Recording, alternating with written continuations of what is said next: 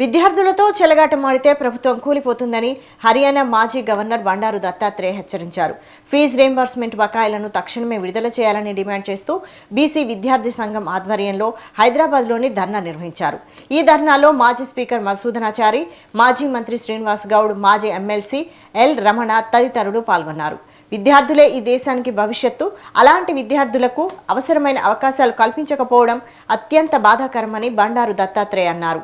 ప్రభుత్వం తక్షణమే స్పందించి విద్యార్థుల ఇబ్బందులను తొలగించాలని దత్తాత్రేయ స్పష్టం చేశారు. ఆడపిల్లలు కూడా రోడ్డు మీదకి వచ్చారంటే ఇది చాలా తీవ్రమైన పరిణామం. ఎందుకంటే ఆడపిల్లలు వాళ్ళు సాధారణంగా వాళ్ళ ఫీజు కోసం ఉద్యమం చేయాల్సినటువంటి అవసరం రావడం ఇది చాలా బాధాకరమైన విషయం. ఏ రాష్ట్రమైనా అభివృద్ధి చెందాలంటే, ఏ దేశమైనా అభివృద్ధి చెందాలంటే ముందు మానవ వనరులు చాలా ముఖ్యం. ఆ మానవ వనరుల అభివృద్ధి విద్యార్థుల యొక్క అభివృద్ధి, యువకుల యొక్క అభివృద్ధి.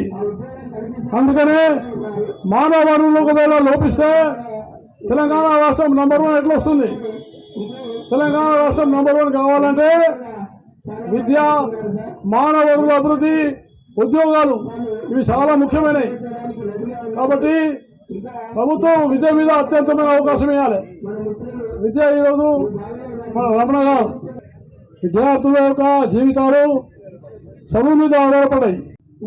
ఈ ప్రభుత్వం యొక్క మూడు ఏ రకంగా ఉంది అనేది మనం అర్థం చేసుకోగలిగితే, ఈ ప్రభుత్వ మూడు ప్రజలకిచ్చినటువంటి హామీలు కానీ అనేక వర్గాలను రాజ్యాధికారంలోకి రావడానికి రెచ్చగొట్టి వాళ్ళ శ్రమను దోపిడీ చేసి వాళ్ళ భవిష్యత్తు పట్ల ఆశాజనకరమైనటువంటి అనేక హామీలు ఇచ్చి ఈరోజు కొన్ని వర్గాల ప్రయోజనం కోసం, ప్రత్యేకించి ఒక వర్గ ప్రయోజనం కోసం పనిచేస్తున్నటువంటి ప్రభుత్వంగా ముద్రపడ్డటువంటి ఈ ప్రభుత్వం కార్యక్రమానికి వచ్చేసినటువంటి వారందరికీ నేను విజ్ఞప్తి చేస్తా ఉన్నా, సూచన చేస్తా ఉన్నా.